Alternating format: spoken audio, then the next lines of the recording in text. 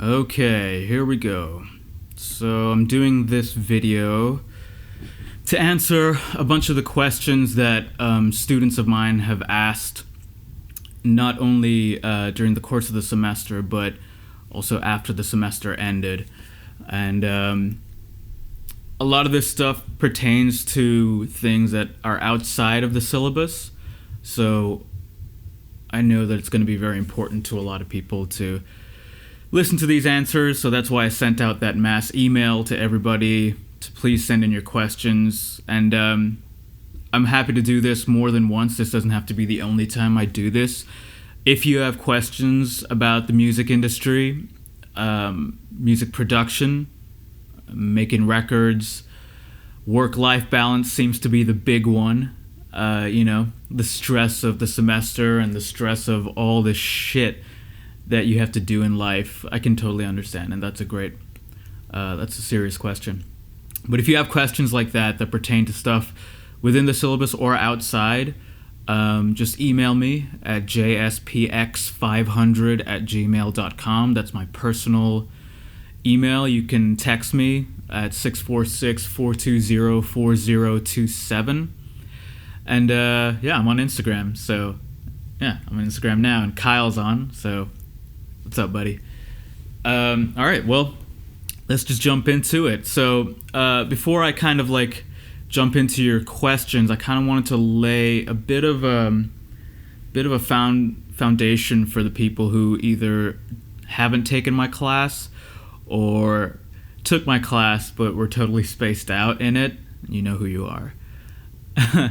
I'm doing this because I really love teaching. I love interacting with new students, and I love interacting with the questions that you guys have. And you're coming up in a different time that I came up, even though we're only like 10 years apart or whatever. But it's really interesting to see you go through similar things that I went through and similar struggles that I went through. And by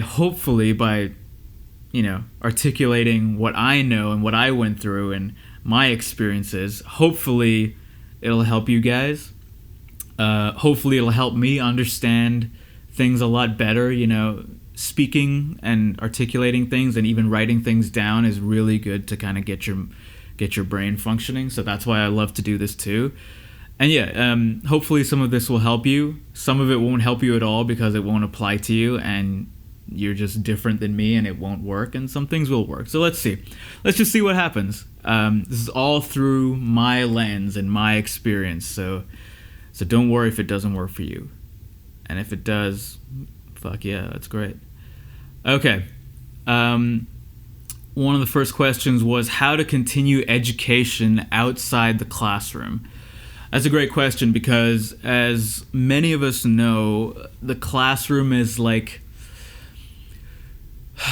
it's one place where education can occur, but to me personally, I don't think that's where your core lessons are going to come from. Your core lessons are going to come from real world experiences when you actually get into doing the work in the field. So in terms of continuing your education, I would highly, highly recommend finding a mentor. Now the question is, how do you find a mentor? And two, how do you find the right mentor? I mean, those are questions that are completely valid. So a lot of my students ask me, how to find their mentors. And the one thing you could do, and this worked for me, is the people who you really admire, like, the producers, the engineers, the musicians. Yes, okay. Trevor and Lee are having a blast in India, and I wish I could be there too. So, I'm sorry. I'm also doing an Instagram live, so if anybody wants to jump in with questions, feel free to do that too. So what I did was I kind of found the people who I highly respected, and I just reached out. With the accessibility these days of Instagram and YouTube and Facebook and even email, it's so easy to just send a cold email to somebody who you absolutely admire, and you never know who's going to actually get back to you and say, yeah, sure, I'll take you on. You never know. Many of you know my obsession with the band Periphery, and the drummer Matt Halpern. I was so nervous about sending him a message. I was kind of figuring out, how do you do stuff as a band? How do you organize a band and manage a band and grow it as a business, right? And I was confused about all these things. And my friend at the time was like, just reach out to Matt Halpern. He's doing it. And I'm like, Matt Halpern is like on another level, in another league. Why the hell would he want to ever talk to me, right? But I begrudgingly did it. And I did it very respectfully, like, hey, my name is so-and-so. I'm interested in learning more about the business, and I really respect what you've done and the business that you've built, and I would love to get some of your time to ask you a few questions, and I'll gladly compensate you for your time. And he gets back to me, and he says, yeah, dude, let's do a Skype lesson. So never underestimate the power of the internet and the accessibility that you have on the internet. Reach out to some of your favorite producers, engineers, or their managers, or their record labels, and you never know. You never know what you'll find. The other thing you can do is, there's a lot of websites like Pure Mix and URM Academy, Nail the Mix. There are places where you can actually go and take and not only watch engineers, like professional engineers, producers, work on music real time, or work on mixing real time, work on production real time. They actually sometimes have these interactive experiences where you can ask them your questions live and they'll answer it. So look into those sites. Those are great places for education. And again, it's outside the university. There's also a lot of stuff on YouTube, but just remember that YouTube is free, and it's also a place where anybody can put up anything. So I would say don't always be open to it, but don't be afraid to like question the credibility of it. So hopefully that makes sense, how to continue education outside the classroom. And that's a great question, because I think education never ends. You always have to keep updating yourself. Let's see, 20 years from now, we might not be listening to the same types of productions that we are now. And I still want to be producing music 20 years from now. So I have to always keep up to date with like, okay, what are people into these days production-wise? How much low end is there? How much compression is there? What's Spotify doing compression-wise to the song that I have to adjust it so that when the consumer listens to it, they're getting the best product? So a lot of things will change, and you always have to be dynamic and open to what those changes are. And Rick Beato, yes, he is a great educator on YouTube. I highly, highly recommend checking him out. RickBeato, Rick Beato. Very, very great producer. Teaches production, music theory, how to train your ear. Really, really great channel. Highly recommend that. And I also recommend Nail the Mix, because they actually give you stems that you can download. You can download full Pro Tools Logic sessions and do a mix of your own. And I think they even have like a competition where like the person with the best mix of the month gets like some sort of prize. So URM Academy, Rick Beato, Pure Mix, these are all great places to continue your production education. What are some reference texts? What are some reference textbooks that helped you in your path as a producer or engineer or musician? Textbook, huh? Jesus. I'm not a big reader.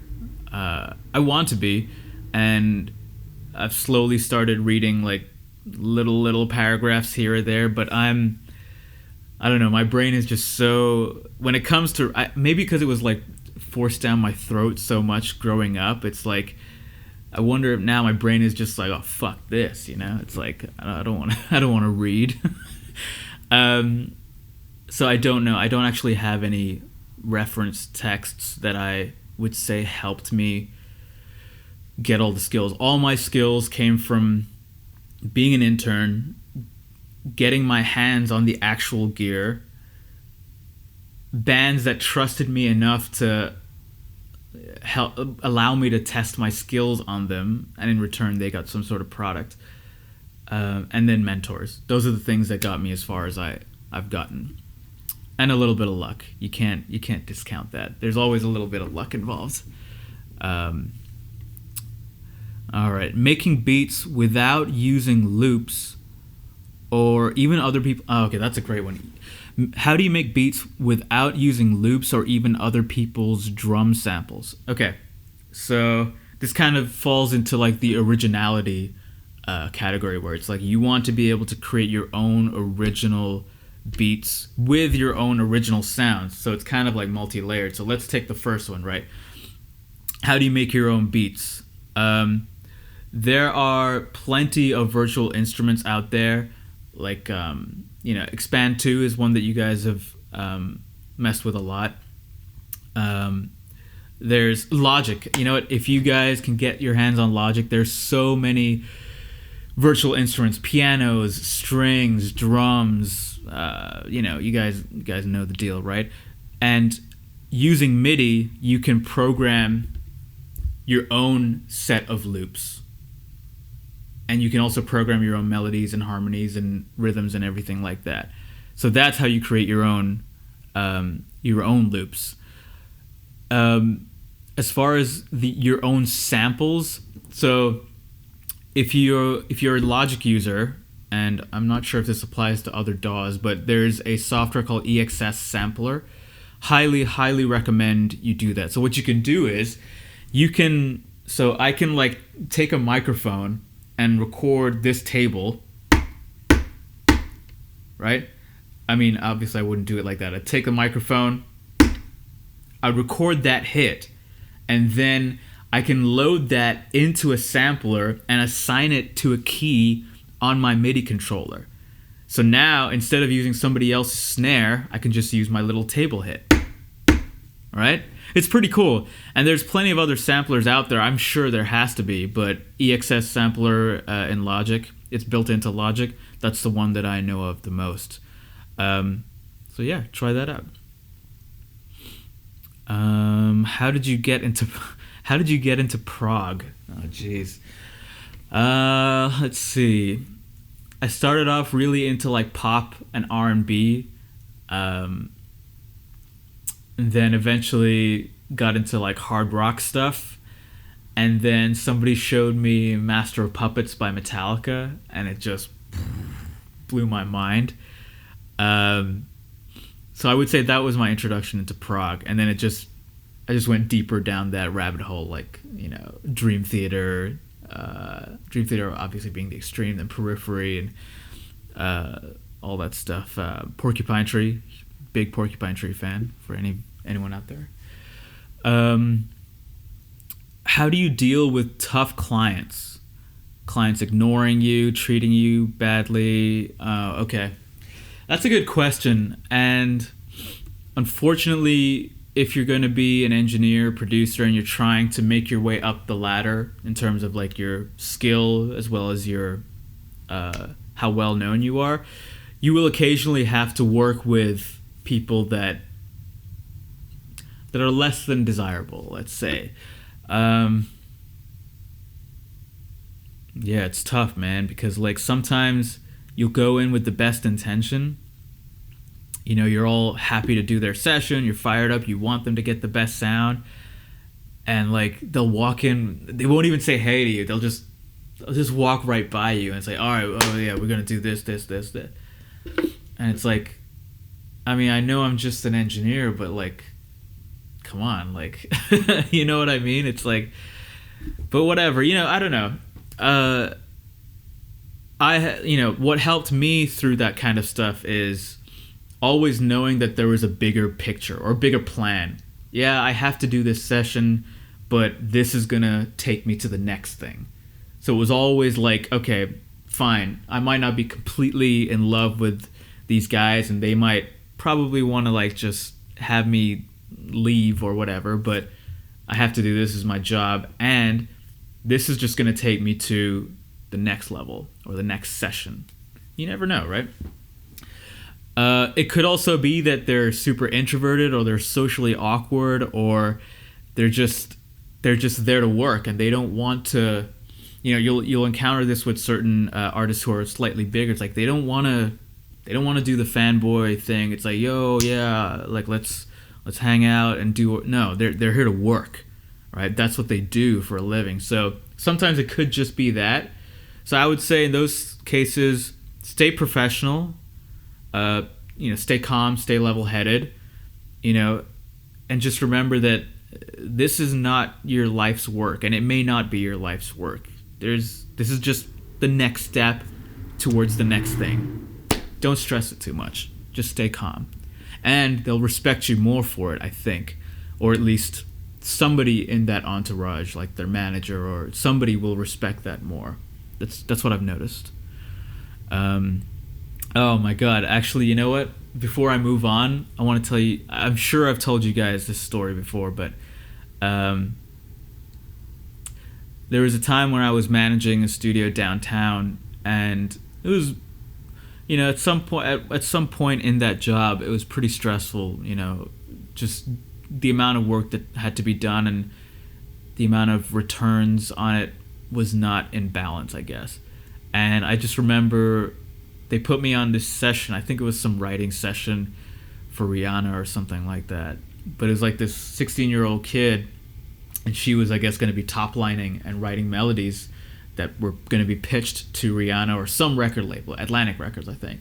And the A&R dude came as well. And I don't remember his name, and I'm sure he doesn't remember me either. So I'm just going to say he was a complete dick. Really just top grade asshole, man. Like, he treated me so poorly. Super condescending, aggressive, slightly aggressive, and like he's always over my shoulder, like, oh, you sure no, that doesn't sound like, oh no, what are you doing? You don't want to do that. And it's like, dude, I'm the engineer. Why didn't you focus on your thing and let me do my thing? It wasn't even like we were recording a record. We were just writing, But he was horrible, man. And it's like, with everything else going on at that job, with all the other stress that I was going through, and to have this on top of that, it was too much. And it was going to be a 4-hour session, and it turned into like a 10-hour session. So just when I thought it was going to get done, it's like, oh, we're going to extend another 6 hours. I'm like, you've got to be kidding me, man. And I just remember it was like 4 a.m. or something when we ended. And like, dude, I was like struggling to keep it together, man. I just like tried to stay in the middle of things and just be like, all right, just when he leaves, I can like let it all out. But like for now, just stay focused. Don't smile. Don't talk to him. Just shut up and do the work, right? And I remember they both left, shut the room down, and then I just like sat in the room and like just broke down, man. It was just like, that was the first time that this industry like brought me to tears. It was just like broken, just fucking broken, right? It was rough. And I wanted to call my friend at the time, but it was like 4 a.m. and I was like, oh no, there's no point in that. But I just remember that being a horrible, horrible time. I don't know why I shared that. I just to let you guys know that will happen. I think in life in general, not just the music industry. And the best thing you can do is just remember, like, you're here to do this job, and this is a step to the next thing. And if it's that horrible, you don't ever have to work with that person again. You just have to say no. So, for example, after that session, I told the manager, like, thank you for the opportunity, right? But I can't do that session again. You'll have to find somebody else. And it was weird because the manager was like, oh man, he really likes you and like, we'd really love to have you again. I'm like, sorry, but I just can't. I didn't tell them why. I didn't tell them like, oh, it's fucking dick and stuff like that. I just said, look, I just don't think I can handle. I just have too much on my plate and I can't handle it right now. So thank you, but no thank you. And yeah, never encountered that guy again. And the one thing that I did appreciate from all of that was there are people in the music industry who are at a higher level, way higher level, and who I respect way more than a random A&R dude from Atlantic Records. But there are people in the music industry that have achieved that level who are still super respectful, always nice, always willing to take on, the next what's the word? The next student in their lives or the next generation. And it just made me appreciate those people more. Like I remember calling up this radio promoter afterwards, like the next day, and just telling him, like, thank you so much for being so respectful and always letting me in, to communicate with you. And I'm not talking about some random radio promoter in your local scene. I'm talking about the guy who's done radio promo for Metallica, Queen, Motorhead, whatever, right? So he's not a small guy. So it just made me appreciate people like that a lot more. And when you go through those hard times, I think you have to see it for what it is, but also appreciate the other side of it, that there are people who are always willing to help you and who want to just make great music and get it out there. Oh my God, that was a long explanation for how to deal with tough clients. Well, I mean, it was important. You will deal with that. You will deal with that along your path. Staying engaged and happy in the process of songwriting and music production, not burning out. Okay, yeah, that's a good one. For the longest time, I thought that if I had more time for my music and for myself, I'd be able to stay fully engaged and be happy and be super, super excited about everything I did. But it actually didn't work out that way. For me, and this is a very subjective experience, but for me, stepping away from music and experiencing stuff outside of music is a huge part of me coming back and feeling inspired to actually write about something. I don't know if it's because maybe I'm surrounded by music and audio all the time. Maybe that's why, like, I have to step away from it to actually because, like, what are you going to talk about? If you're writing music to communicate things, then what are you going to talk about if all you do is just within the circles of music? So what I like to do is I like to get away once in a while, step away from it, don't write anything, don't even think about it, watch documentaries, watch movies, like not stupid, well, sometimes stupid movies, but, deep movies. Like I just watched V for Vendetta again. It was a great movie. Go on hikes. Love hiking. Really just helps you clear your thoughts, fresh air, exercise. Exercise also helps.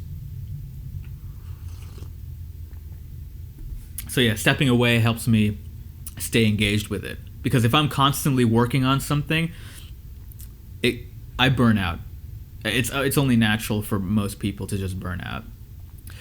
Another thing you could do, if you're not interested in stepping away, if you're like, no, I really want to keep doing it, another thing you could do is try to change the environment in which you're working. So it could be as simple as, like, you know what, I'm going to move my production table or whatever to the living room.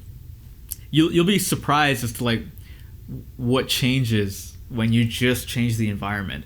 Or I'm going to invest in, $60, $75 an hour to go to a studio and write something. An environment will really trigger your brain or trigger different parts of your brain to start thinking about different things. So that's something you could do. If you're a guitarist, one of the simplest ways to boost your creative juices is get out of standard tuning. Like, come up with a completely different tuning that has never been done ever. Whatever. Just find a tuning that sounds somewhat coherent and try to write a riff or try to write a melody with that. You'd be surprised as to how much fun it is. If you're a guitarist and kind of know how to play the piano, start writing on the piano. If you're a pianist, try to write vocal melodies first. change it up. Or start with a drum beat. Go onto Logic, program a drum beat that sounds really cool. Try to write something to it. So changing the environment is also a great way to stay engaged in the process. Collaborating with people, that's a huge one. That is so much fun when it's with the right person. So me and my guitarist Trevor have unbelievable chemistry, and I don't really know. I think it stems from just our deep communication that we have with ourselves in our personal lives, and I think that kind of flows into the writing process. But collaborating with people is a great way to stay engaged. Yeah, piano is so much fun, and then move them around and make something better. Yeah, exactly. That's a great way of looking at it, right? So if you have if you're a pianist and you're kind of stuck with different chords, try to do some inversions of those, or try to add some 6th, 7th, what is it called? Augmentations or whatever. I don't know what they're called, but try to change up the environment. That'll definitely keep you engaged in the songwriting process. So that's what I'll say, right? Changing the environment in which you're writing, so either your space, your tuning, your chords that you use, adding somebody else to the environment, so collaborating with people, that's always the most fun. Oh, Hari is here, right? So Hari and I have unbelievable chemistry as well, and writing with him is so amazing. It's just one mind, right? So finding people like that really helps. And then also the thing that helps me, like I said, is stepping away, getting away from music. When you're surrounded by music all the time, it's what else can you talk about if you're surrounded by the same shit all the time? So get away from it. So those are my tips to stay engaged with music and writing. You know what? I wrote another. But I guess that falls into the same thing. Setting boundaries, can force creativity. So changing your tuning, you're setting a different boundary with that. You can also do something that Trevor and I did, where we kind of committed to each other that every 2 weeks we would present a song to the other person. No excuses, no strings attached, no judgment, just it had to be done. So 2 weeks to write a full-fledged song, and it was amazing. Setting up boundaries can really fire up your creative sparks, getting pushed into a corner, if you will. Okay, let's see. How to not be a perfectionist. Okay, so I know this was asked as an audio engineer, but I think it applies to songwriting or almost anything in general. How to not be a perfectionist. I think I used to suffer from this, and I think my guitarist Trevor experiences it more than me. But I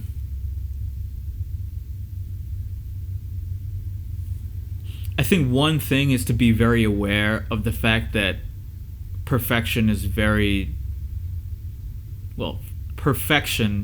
may not even exist. It doesn't exist, does it? What is the perfect mix? I bet this is a really good test for audio engineers, right?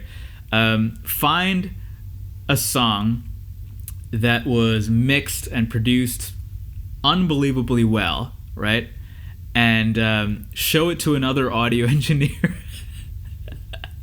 Show it to another audio engineer, and you don't even have to tell him who it is or whatever. Just say hey, what do you think of this mix and this production?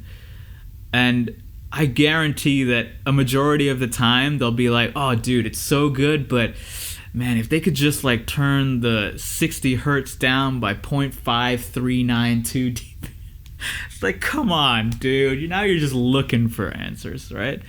So does perfection even exist? I don't think so.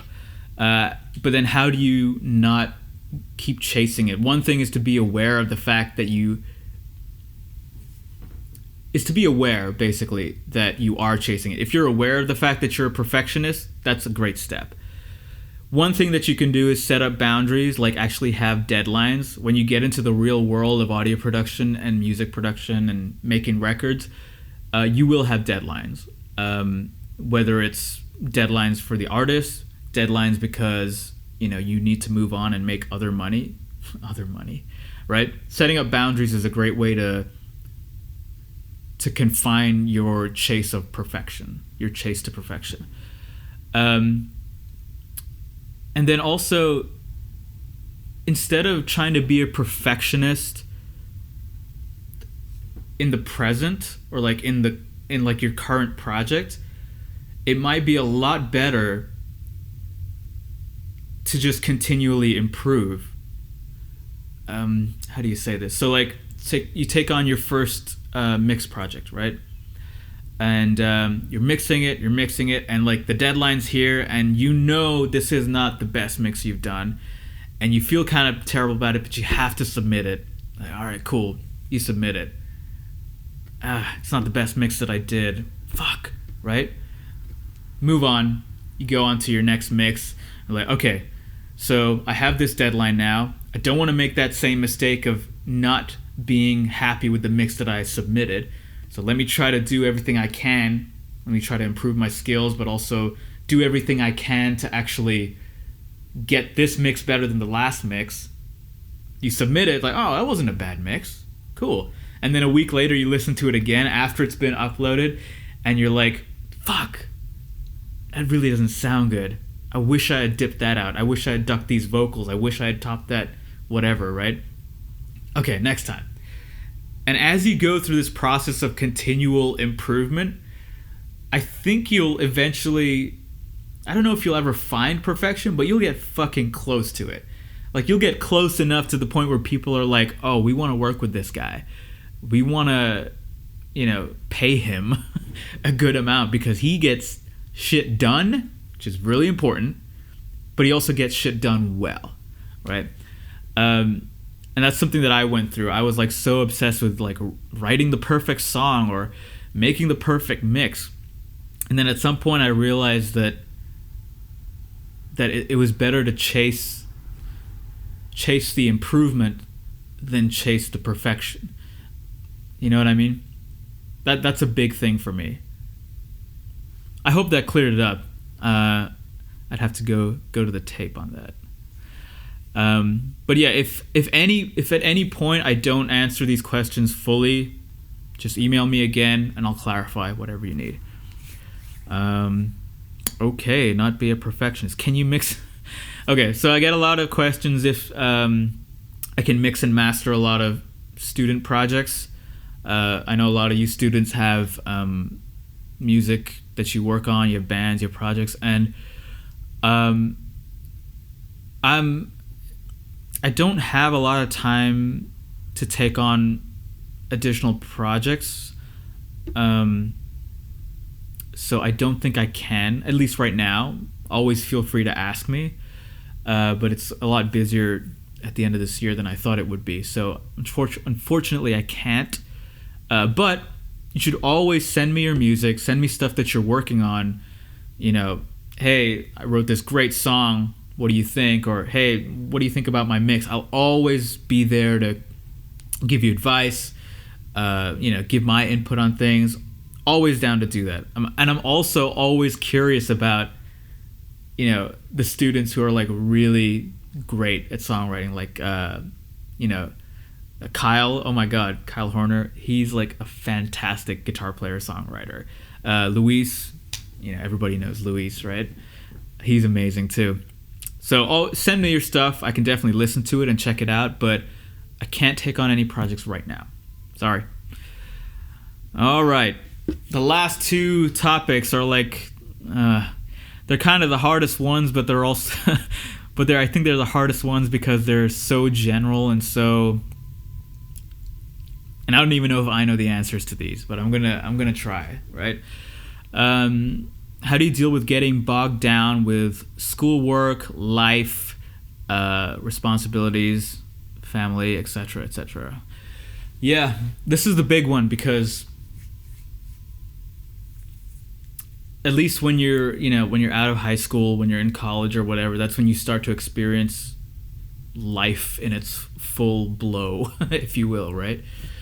And I think the thing that I what I think, and the thing that I think everybody should get comfortable with, is that finding that balance between work, life, family, or it's a lot easier if you just divide it into two things, right? The things that you want to do, like be creative, make art, have fun, do drugs. The balance between the things that you want to do versus the things that you have to do, make money, take care of your family, etc., etc. That balance, finding that balance, I think is a never-ending process. But that doesn't mean that it has to be hell all the time to find that balance. I think it's more about just constantly talking or figuring it out with yourself, like, okay, what needs to be done now? Can I just do this? Can I do what I want so that I can get some sort of relief and, live my life a little bit to kind of make me ready and make me excited and happy and able to do the things that I have to do. So it's always a dialogue between the two, I think. The things that you want to do and the things that you have to do. You could do the things that you want to do all the time, like take drugs, which I don't condone completely. Okay, so you could do that all the time, but then you're going to miss out on the things that you have to do, like make money and eat, and then you're going to just die. So I think finding that balance is a never-ending process, kind of like how you try to find perfection. I don't think it exists. I think you're always dynamically evolving as you grow. So the first thing to do is just to get comfortable with the idea that that's going to be a life thing. You're just going to have to figure out how to balance those two acts. Priorities.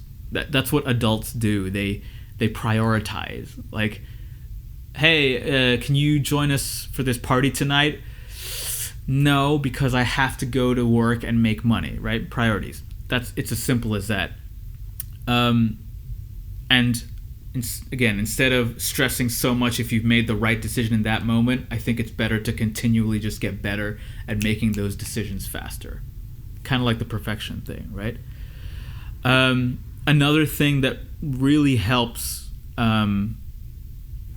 facilitating that dialogue is having goals. So I think since the time that I was like 15, 16, I knew I wanted to do something in music. I mean, I wanted to be like a fucking rock star. But then, as you grow up, you kind of realize that requires certain things, and maybe that's not, the best path, or it's not the highest priority, right? So having a goal will help you make decisions on a lot of these things. So if I want to be a musician or an artist, well, then I have to get better at making music. I have to keep writing. I have to keep engineering. But I also have to eat. So I have to work. And the thing that helped me the most in terms of defining my goals is if I could do work that also helped me grow as an audio engineer, musician, songwriter, business person, then they're kind of working in tandem with each other. So for example, I almost took a job at Aflac, the insurance company, because I needed money, man. It was so bad. It's like I want to do music, I want to create art, but I have to make money, and I'm in New York City, so it's like Jesus, right? So I almost did that, and then I decided not to, and it's mainly because I was wearing like a suit, and I was like sitting in this room with a bunch of corporate people, and I'm like, oh my God, I don't want to do this. So I just left right halfway through. But I found jobs that would pertain, or that would require me to improve skills that would then help me to make better art, better music, better engineering. So took a job at a radio station, did audio engineering. That really, really got my editing skills up, like super fast editing skills. That sounded super arrogant, but relatively fast editing skills. I took a job at a video editing place. And here's a tip for anybody who wants to make some money. A lot of these corporate entities, they have these fiscal reports, annual, quarterly, whatever. And it's basically videos in conference rooms where they talk, well, this quarter we reached this profit margin, blah, blah, blah, blah. It's like a 30-minute talk or whatever. And they have to, it's basically recorded on audio and video. And it's like sent to all their business partners, affiliates, people like that who have stock in the company. There are people who edit those videos, sync up the audio, and mix it a little bit and send it to those guys. And not only does it improve your editing skills, because editing in video is very similar to editing in audio, so it just works. Yeah, the shortcuts are different, so you're still getting used to the idea of like how to edit certain things, what points to edit out, what crossfades to use, how to make it sound natural, and how to do it fast. Rinse, repeat kind of thing, very fast. But also those jobs pay a lot because it's corporate money, right? Like I remember one video would take me like 3 hours and they'd pay me like $600. So I'd highly recommend looking into companies like that. I can't remember the name of the place that I used to work for, but there are places like that. So having goals, that's the thing. Having a goal of like, hey, I want to be, and me personally, I want to be able to make the art that I want to make through music or film or whatever it is. I want to be able to produce records with musicians and artists that I really love and that I really care about. I think those two are like the biggest priorities for me. So everything that I do, I would like it to lead up to that higher goal.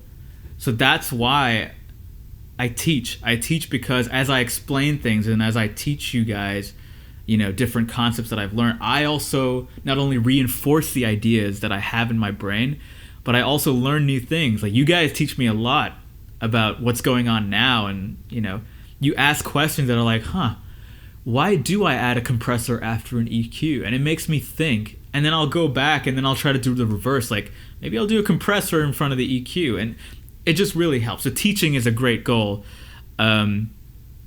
Is a great way to lead towards that goal, right?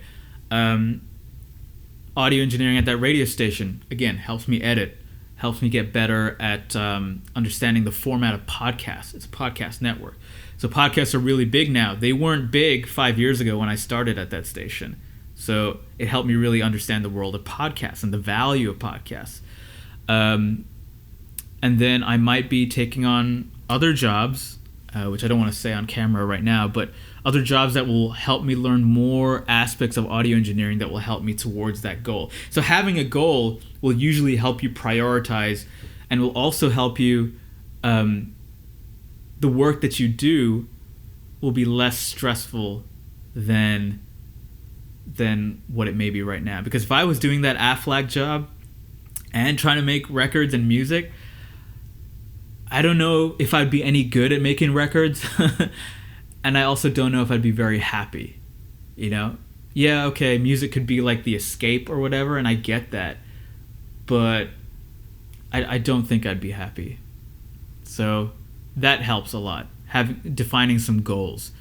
And don't even worry about hitting those goals. Just try to have the goals and then just do your best to work towards them. I wanted to be a rock star. I don't want to anymore. That's okay. It's like your goals change with time, but having a goal gives you some sense of direction, I think I saw a question in here that was relating. Okay, Hari, oh my God, buddy. Okay, speaking of continuous improvement, what are you working on improving right now in your audio engineering skill set? How do you reflect on areas of influence? Okay. Oh, you know what? That's actually a great point, which I'll get to in a second. But what am I working on now? So with the emergence of podcasts, audiobooks, and with my current fascination with film and storytelling through visuals, I've been really interested in post-production audio work. So like, I worked as an engineer at John Marshall Media over the summer, and basically they do audiobooks for like Harper Audio, Macmillan, Penguin, Random House, and there's a whole different skill set. You'd think it would be as simple as like press record, let the actor record his voice and the book, and then you stop, and then that's it. No, there's a whole different skill set, and you may have the skills, but applying them, like, you have to listen for certain sibilances. You have to actually listen for mouth noises, things that you take for granted when you're working with a musician, because you know there's going to be music underneath it, and it's going to mask a lot of the, like, it looks weird, but shuffling of clothes, stomach noises and stomach growls. You have to pay attention to all that stuff. And it was a whole cool skill set that you had to tap into. And then on top of that, once it goes into post, which is what I'm really interested in now, you have to like learn how to clean up the audio in such a way that when somebody else listens to it, it doesn't sound, it sounds hyper real. So like when you make records, drums don't actually sound like that in most pop, rock, country records. They're hyper real. And when you listen to an audiobook, that's not what it sounds like when a person reads a book. It's highly processed, and like mouth noises and, what else? Rumbles and, ticks, pops. What else do you actually get rid of in that stuff? Well, basically, there's a whole bunch of things that you have to actually figure out how to get rid of. And a lot of it can be done with just simple editing. But I highly recommend looking into Isotope RX. It is a fucking brilliant tool. So in the same way that when you look at Pro Tools and Logic, you have like the waveform and you see the dynamics. In RX, you can switch between looking at dynamics and look at the spectral information. So you can actually see what a mouth noise looks like spectrally. And it's based on color and intensity. And you can literally take an eraser tool and like rub it out. It's insane, dude. I highly recommend looking into Isotope RX. The amount of control is ridiculous. They're getting really good. And I was at AES this year, and there is a software called Infinity something, and they were able to take stereo masters and add like a vocal harmony at some point just by analyzing the spectral information and then copying and pasting that the spectral information of the vocal line and then moving it up like a minor third or whatever. It's ridiculous, dude. I highly recommend you look into Isotope RX and Infinity something. Infinity Loop? Infinity Sound? Hit and Mix, Infinity something. Hit and Mix. So that's like my latest fascination with improvement. Learning how to work with spectral data over just dynamics. That's a big one. How do you reflect on areas of improvement? Yeah, this kind of goes back to keeping things in perspective. All right, part 2, because for some reason it stopped recording. So keeping things in perspective, the things that I really like to do to keep things in perspective, which help me find that work-life balance, is I like to go back and listen to stuff that I did 10 years ago. So I used to put up covers on my YouTube channel, and if you listen to them now, oh my God, it's like the worst. Like you wouldn't even think that I knew what audio engineering was. But I'll listen to that and I'll be like, one, it's kind of cool to hear it because it's a little nostalgic, but then you listen to something from 5 years ago then. It's like, oh man, that's kind of a cool improvement. Then you listen to something you did over the last year, and then you see your kind of like the legacy that you kind of built up. And it's inspiring, and that kind of keeps me motivated. Like, okay, 10 years ago, this is where I was, and now I'm here. That's not a lot, but fuck, that's a whole lot more than not moving at all, right? So that really keeps things in perspective for me. That goes for songwriting as well. I'll listen to songs that I first wrote. Oh my God. Right, Hari? Like, and David, if David was here, it's like the first songs that we wrote. Jesus, man. I mean, they're cool. I love them for what they are, and they were a timestamp on what we were thinking. But like, come on, it's like it's so cool to see the improvement in songwriting as well. So that's what I like to do. Keep things in perspective all the time. because that gives you the sense of that you're going in a direction. And if you're not going in the right direction, then change direction. But you always have to be stepping back and analyzing. So highly recommend doing that. Don't be afraid to bend the rules a little bit. So in terms of work-life balance, this is a really big topic, I guess. You know, a lot of students will stress out so much about getting an A in class or a B or whatever. And this might not be like the right thing to say, but I will say that don't be afraid to, like, if you have to make money, then go make money. Or if you have to write art, or if you have to take care of yourself, like mentally, physically, and that costs you like an A, oh my God, take that. Like, take that time to take care of yourself for the thing that you have to do. Like, not getting an A is not the end of the world. That kind of ties into everything that we just talked about, like your priorities. Like, is it really a priority to get an A in class? No. I mean, dude, like, I don't know how many A's that I got in class, but it didn't really define where I ended up. You know, I know people who got a lot of A's who ended up in completely different fields, and there's nothing wrong with that, but just prioritize and keep things in perspective again, and don't be afraid to bend the rules a little bit. So what? You know what I mean? It's exciting. Control. This was a big thing for me. Work-life balance, the things that you want to do and the things that you have to do. Just based on everything, I guess, that I've... that's not the right way to say it, but I have a bit of a control issue. Like, I can get pretty obsessive and pretty controlling at times just about the things that are around me. And at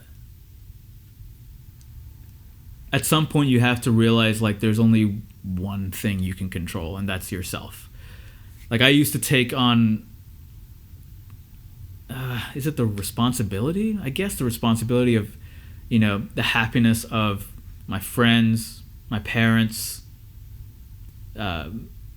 you know, my peers, my partner. And it was like, yeah, I mean, it's really cool if you can take some of that on, but you won't be able to take any of that on if you can't figure out the happiness to yourself. So control was a big thing, and knowing that I can control me and the decisions that I make. So work-life balance, if you are working 3 jobs just to make money, you have to do that. But what you can control is your attitude and your mental state when going to those 3 jobs. You know, I don't know what that means. It's different for everybody. You know, getting enough sleep, working out, eating right, whatever. Or knowing that the jobs that you're taking are for a much higher purpose.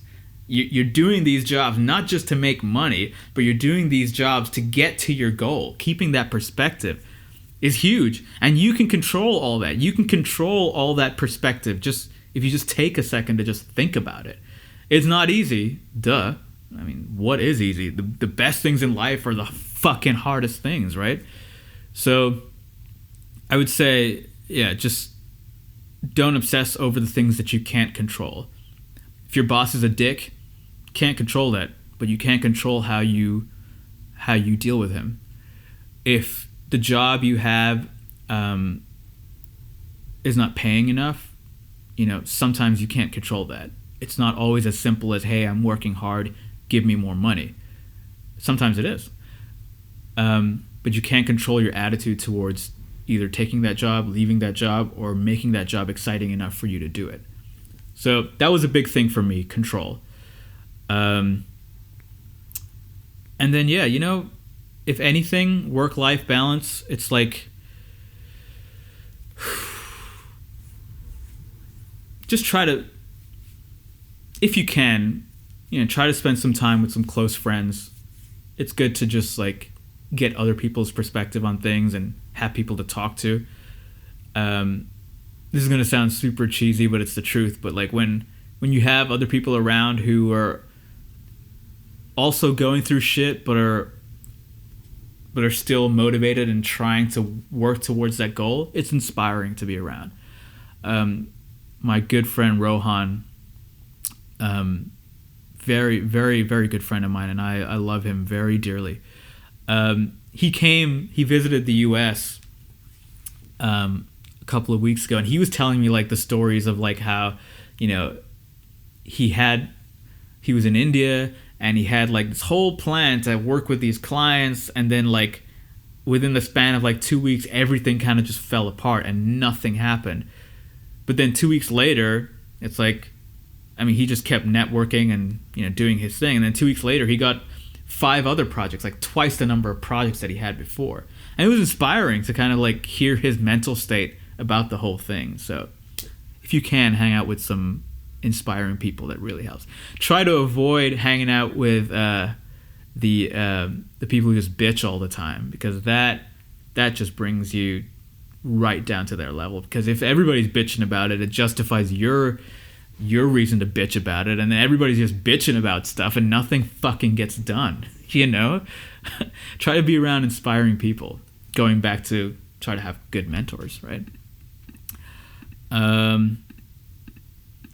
Okay, and then the last topic, how do you stay motivated? I think I kind of answered a lot of that, which is like, I think I answered a lot of that. Hopefully I'll upload the video and hopefully it'll be in there. The last one is kind of a difficult one, and I don't even know if I should even address this. But some of the students were asking about it, and it seems like a pretty important topic. What do you do in the darkest moments of your life when everything's falling apart and you kind of... Okay, so... yeah, that's a tough one. And I don't actually know if there's a right answer to this, so I can only tell you what I do.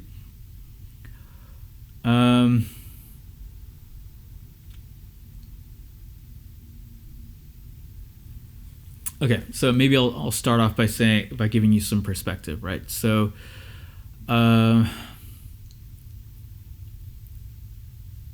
the fact that I'm doing music and in the music industry and doing this type of career path is very contrary to at least my culture and my family and all are used to. So it's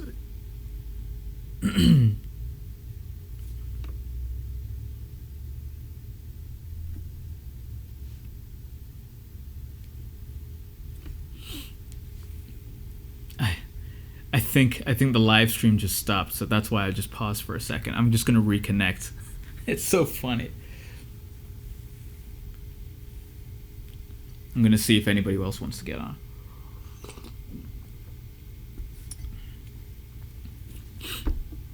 All right, so I'm just gonna continue. So it's very contrary to what my culture and my family and a lot of people want, and it seems like at almost every point seemed like kind of an uphill battle, trying to explain to them why I have to do certain things. Why do you have to take that internship?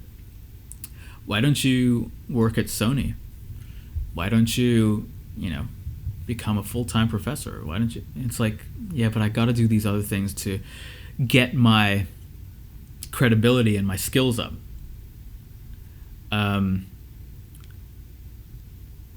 Okay, just went back live. Just like when we got to like the most somber, darkest parts, that's when it cut out. That's so funny.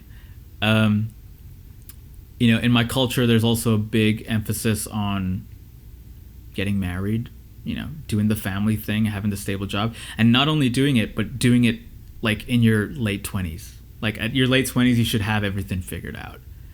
And I completely disagreed with that. And I totally went against it.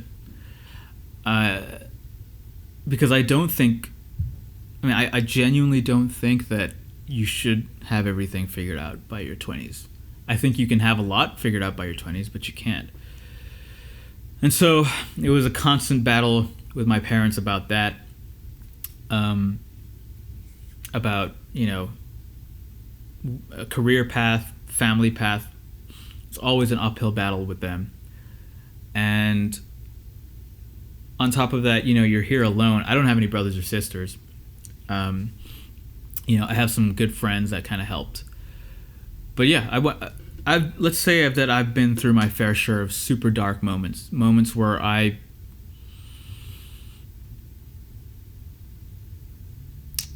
wanted to just kind of like give up, just fuck this, like, is it all worth it? What's the fucking point?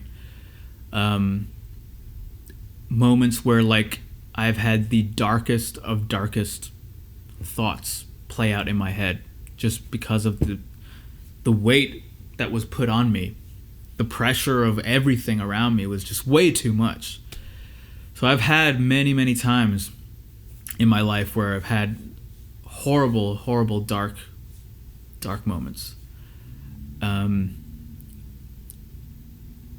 used to justify them, and I used to get past them out of sheer curiosity.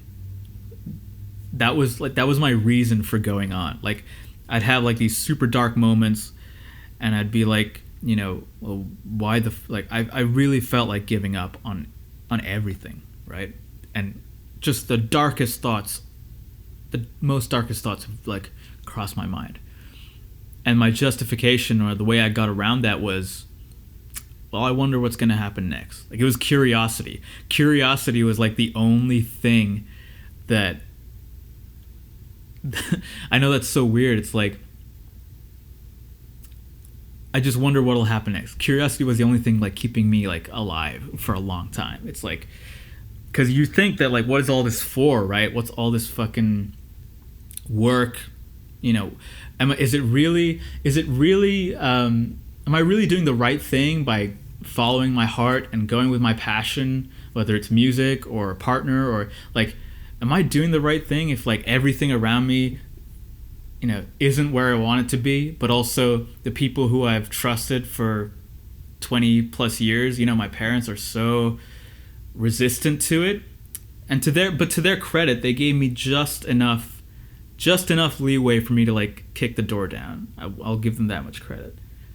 But like, you ask all these questions about, what's the point of everything? And for the longest time, it was just curiosity getting me through.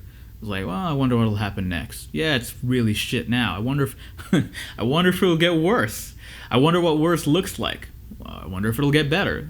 So curiosity was a big thing, but that only gets you so far, right? At some point, you have to figure out how to deal with those moments. And I think it kind of comes back to control, which is like, I can't fully control a lot of the things that happen outside of me. The happiness of my parents and my culture, whatever, the prosperity of that tradition. I can't fully control that. Can't fully control how my boss, mentors, whatever, will react if I'm going to do something. Can't fully control if I apply to a job. I can't control the outcome of that. But what I can control is me and certain things that I can do in my life that make me happy. And the number one thing that got me out of everything was music. It's always been music. Just kind of, I don't know if anybody does this anymore, because like a lot of people like listen to music on their headphones while they're going to work, but like literally I would just like go to my room, lay down, and just close my eyes and listen to some fucking amazing music. And it could be music of any kind. It could be like Hanson. You guys know I'm a big fan of Hanson. Periphery, Metallica, whatever. But it's like, I don't know. There's something super cathartic and super amazing about it that helped me hold on. And it makes you wonder, like, is music just a form of entertainment, or is there something much, much deeper and much more psychologically powerful about it that saves people's lives? I know I'm not the only one in this. Like, I know I know people have been saved through music. I just, it's obvious, right? So what I've done is I'll just retreat to my room and like listen to music that I know moves me. I'll start working out, trying to get a lot of that aggression out. I'll start writing music. Or no, I don't start writing music. I start playing music. I'll start playing, piano, singing. It's a very cathartic release. And then if I can kind of sort that out within myself, usually that gives me enough fortitude to maybe call up a friend and say, hey, do you want to hang out and jam on some music? Or hey, do you want to go watch this amazing movie? So yeah, anyway, it does help to have friends, but I've recently realized that there are still going to be moments in your life where either you don't have anybody or you think you don't have anybody and you think it's all up to you. And sometimes it is all up to you. And the thing that helped me the most was just knowing that everything outside of me was not in my control or fully in my control. Even though I wanted to take responsibility for a lot of those things, the fact of the matter was I couldn't completely blame all that stuff on myself. And then also listening to music and listening to other people sing about stuff that are much deeper and much more profound about life than, a job or whatever. And you'd be surprised by changing my attitude about stuff, that kind of stuff, and like kind of working from the inside out, it's really helped. And it's really saved me a lot of times. So, yeah. Find something like music, I would say, in your life that gives you that sense of deep, deep, deep meaning, because that's the only thing that's going to be around when everybody's against you, when everybody's left you, when everybody's dead, as dark as that may seem. Because there's going to be a point where, like, you're not going to have anybody around. And I think it's those things that give you deep meaning that are going to get you through all that. So, yeah, I know that sounds super meta. It's kind of spiritual, kind of cheesy in a way, but really, really, really try to find that. Whatever it is, it doesn't have to be music. Maybe it's poetry. Maybe it's art. Maybe it's, I don't know, movies, film, helping the next generation. I don't know, whatever it is. I think finding that meaning, and it's almost like finding your purpose or whatever in life, right? It's kind of weird, but I think finding that is going to get you through the darkest and most horrific times in your life. So hopefully that helped. All right, it is, oh my God, I went 10 minutes over. I only had an hour. But anyway, thank you guys so much. I just want to make sure I didn't miss anything. Did you ever figure out the streaming here? And no, so I'm just streaming on Instagram now, and I'm recording the video on my, what's this? It's a laptop. I'm recording it on my laptop, and then I'll upload it to YouTube, and then share it with all my students afterwards. So I'm sure there's a way to do it, dude. Let's see. What made you going at those moments? I think you meant to say what got you out of those moments, and I've answered that question. So, any other questions? Yeah. Love you, man. I don't actually know who this is, so I can't say the same back. Oh, okay, yeah. Love is a strong word, but I appreciate you, dude. All right, I gotta go, guys. Take care. Bye.